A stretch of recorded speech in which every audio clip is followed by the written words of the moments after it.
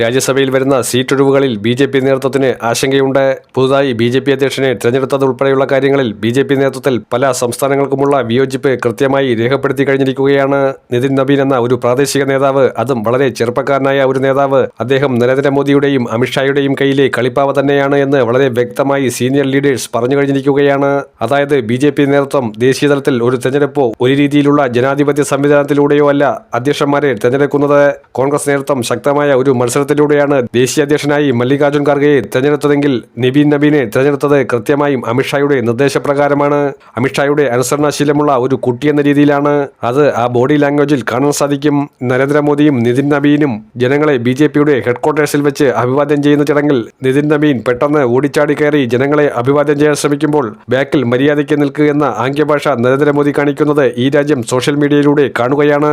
അത് വളരെ കൃത്യമായ ചലനമുണ്ടാക്കും. പല സംസ്ഥാനങ്ങളിലും ബി.ജെ.പി. നേതൃത്വം അങ്കലാപ്പിലാണ്.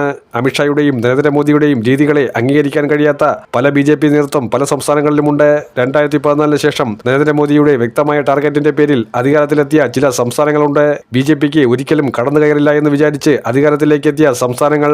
എന്നാൽ പരമ്പരാഗതമായി ബി.ജെ.പിക്ക് അധികാരം ലഭിക്കുകയോ അല്ലെങ്കിൽ സ്വാധീനമുറപ്പിക്കുകയോ ചെയ്ത സംസ്ഥാനങ്ങളുമുണ്ട്. ഉദാഹരണത്തിന് കർണാടക. കഴിഞ്ഞ ഏറെക്കാലമായി ലോക്സഭയിൽ കോൺഗ്രസിനേക്കാൾ ഏറെ സീറ്റുകൾ ബി.ജെ.പി. നേടിയെടുക്കുന്ന സംസ്ഥാനമാണ് കർണാടക.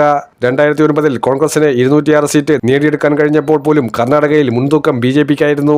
വോട്ട് കാര്യത്തിലും അവിടുത്തെ മുൻതൂക്കം ബി.ജെ.പിക്കാണ്. അത് എങ്ങനെ സാധിക്കുന്നു? യെദ്യൂരപ്പയെ പോലൊരു അധികായനായ നേതാവ് അമിത്ഷായെ ഭാഷാ വിഷയത്തിൽ എതിർത്തുകൊണ്ട് സംസാരിച്ചത് നമ്മളെല്ലാവരും കണ്ടതാണ്. ബി.ജെ.പിയുടെ അജണ്ടകളെ എതിർക്കുന്ന പല പ്രാദേശിക നേതാക്കളും പല സംസ്ഥാനങ്ങളിലും ഇപ്പോഴുമുണ്ട്. അതിൽ കർണാടകയും രാജസ്ഥാനും മധ്യപ്രദേശുമുണ്ട്. മധ്യപ്രദേശിൽ ശക്തമായി ഒരു വിഭാഗം ബി.ജെ.പി. നേതൃത്വത്തിന്റെ മോഹൻ യാദവിന്റെ ഭരണത്തിനെതിരെ തിരിഞ്ഞിരിക്കുന്നു. ഇന്നല്ലെങ്കിൽ നാളെ ഇതെല്ലാം അവർക്ക് തിരിച്ചടിയായി വരുമെന്ന് അവർക്കറിയാം. രാജ്യസഭയിൽ ഇപ്പോഴുള്ള എൻ.ഡി.എ ഭൂരിപക്ഷം തകർത്തെറിയാൻ അധിക നാളുകൾ വേണ്ട. 2026 കഴിഞ്ഞാൽ പിന്നെ ബി.ജെ.പിക്ക് തിരിച്ചടിയുടെ കാലം തന്നെയായിരിക്കുമെന്ന സൂചനയും നൽകപ്പെടുന്നുണ്ട്.